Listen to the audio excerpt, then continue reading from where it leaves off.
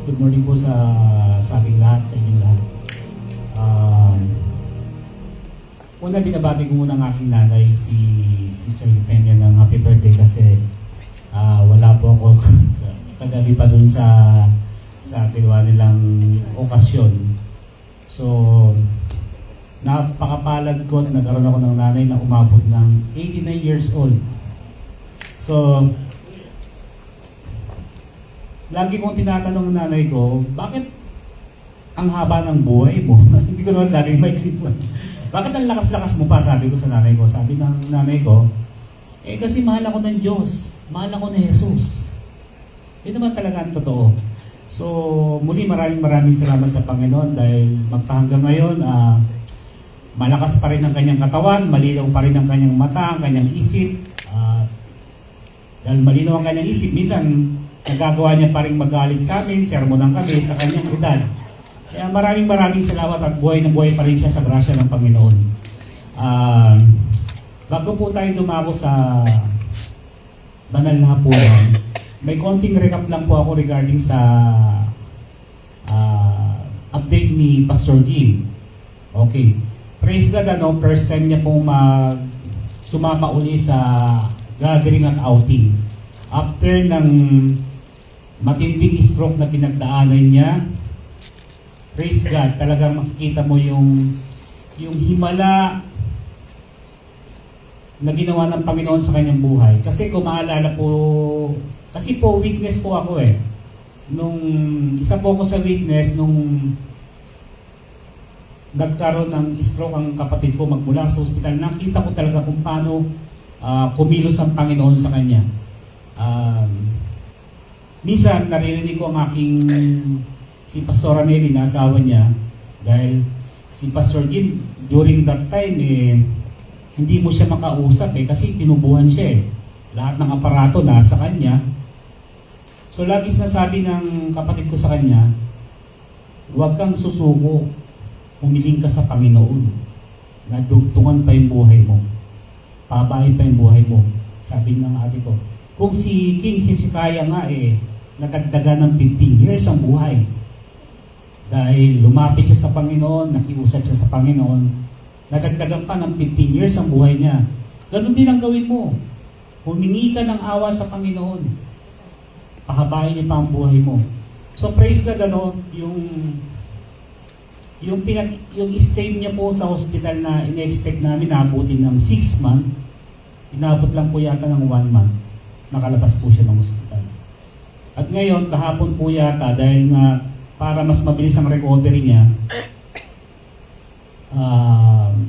nag-suggest yung doktor na i-combine siya doon sa orthopedic hospital yata para sa mga recovery niya, sa mga exercise na gagawin niya. So kahapon po siya lumabas at pagkalabas niya po yata kahapon, dumiretso na siya doon sa outing nila. Tapos mamaya, praise God, mararanasan niya naman kumain ng lechon kasi may lechon po mamaya. Kaya sabi ko, hinay-hinay lang kasi nakakaawa po yung lechon kasi lagi po natin sinisisi ang lechon pag may nai-stroke no?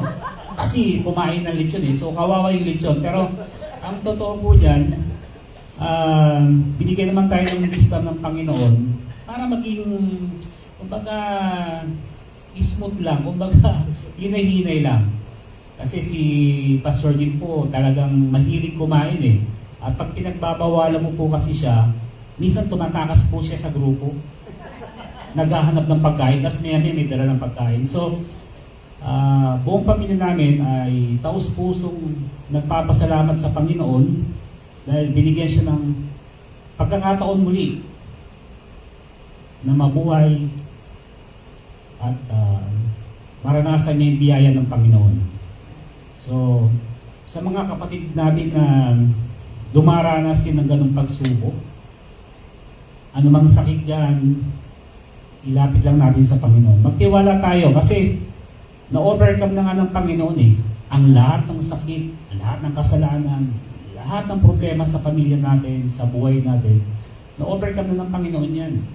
So ang kailangan na lang natin, magtiwala, maniwala, manampalataya. At ako ang isa sa witness na makakapagsabi, sa Diyos walang imposible. Walang imposible. Kaya ano sinabi ng doktor na umiiling na yung doktor sabi niya gano'n, nagputukan na yung mga ugat sa brain niya, umiiling na yung doktor So, kung tatanggapin natin yung mga ganong sitwasyon na wala ng pag-asa, alagay ko wala ng pag-asa. Kung sobrang liit ang tingin natin sa Panginoon, malaki ang problema natin. Pero pag malaki ang tingin natin sa Panginoon, maniwala kayo, ang problema natin sobrang liit.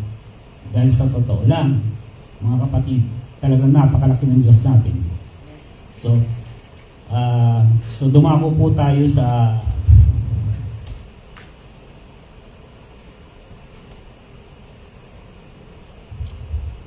Luke po, basahin po natin ano. And he took bread, gave thanks and broke it, and gave it to them, saying, "This is my body, given for you, do this in remembrance of me." Pwede pong i-take po natin itong bread.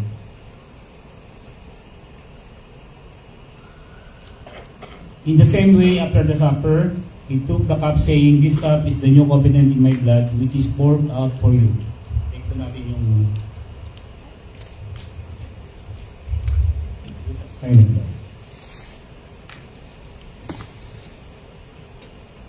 Sandali po tayong manalangin, mga kapatid.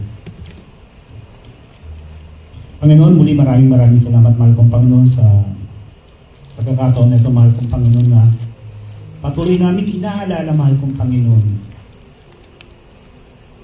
ang iyong pagmamahal, ang lahat, mahal kong Panginoon, na pinagdaanan mong hirap, mahal kong Panginoon, upang kami maligtas. Salamat, mahal kong Panginoon, dahil kahit kailanman hindi ka sumira sa iyong pangako, na kami gagaling, kami makakalaya sa aming mga kasalanan. Panginoon, sa mga kapatid ko, Lord God, na patuloy na dumaranas, mahal kong Panginoon, problema, kabigatan sa kanilang buhay, problema sa kanilang pamilya, mahal kong Panginoon, sa pinansyal, mahal kong Panginoon, at maging sa mga sakit na akala ng mga tao ay imposible nang gumaling. Lord, alam namin, mahal kong Panginoon, na bukas ang dalawang kamay mo, mahal kong Panginoon, upang tanggapin ang aming panalangin. Hibuin mo, mahal kong Panginoon, ang bawat isang narito, maging ang mga taong nanonood, mahal kong Panginoon, tumaas ng himala mo. Tunay po na naniniwala kami, mahal kong Panginoon, na may himala na nagmumula sa iyo. Kailangan lang namin ay patuloy naman ang palataya. Muli, mahal kong Panginoon, pagpalain mo ang lahat na narito, ibuhos mo ang espiritu ng kapayapaan, pagpapala, mahal kong Panginoon, sa church na to. I-provide mo, mahal kong Panginoon, ang lahat ng aming pangailangan, maging sa gawain ng simbahan na ito. Muli, mahal kong Panginoon, maraming salamat, itinatas namin lahat ng ito sa pangalan ni